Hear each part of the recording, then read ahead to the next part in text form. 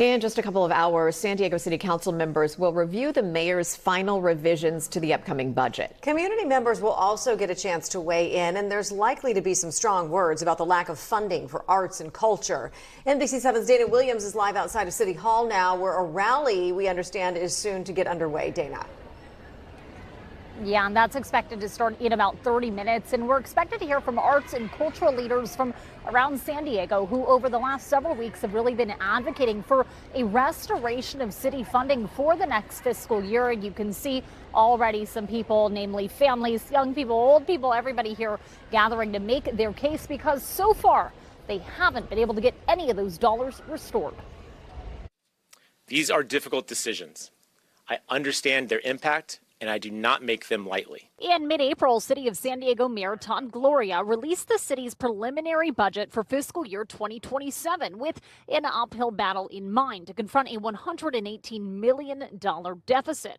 Nearly every city department faces a budget cut with the exception of police and fire.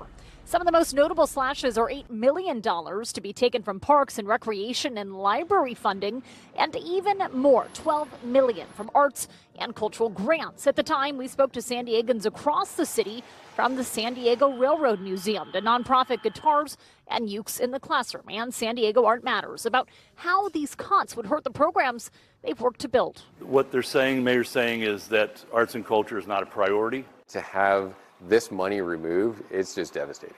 The city funds are critical. They are so critical. Then came the mayor's revision with some relief for city spending to libraries and rec centers. But the intention overall was made clear. The bottom line is that what we are choosing to do is to preserve public safety, homeless services, and infrastructure. That, though, comes at a cost, and many San Diegans have made it clear to city leaders that they will not support increased revenue through parking, say in Balboa Park, or trash fees. So the mayor reiterated difficult decisions lie ahead.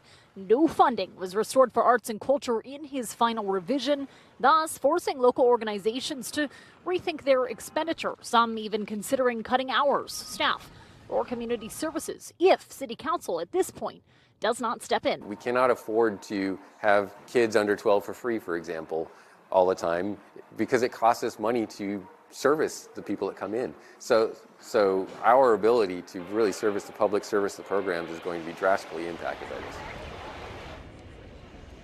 And it's important to note all hope is not lost. The point of tonight, all of the people who are out here plan to head into council chambers there. They'll be able to make their case one last time as part of public comment in front of city leaders, city council. They'll continue to deliberate this already heavily contested budget cycle. They have until June 9th to make their final decision on the next year's budget. We'll stay here. We'll cover this rally and that meeting later tonight. But for now, live from downtown, I'm Dana Williams, NBC7.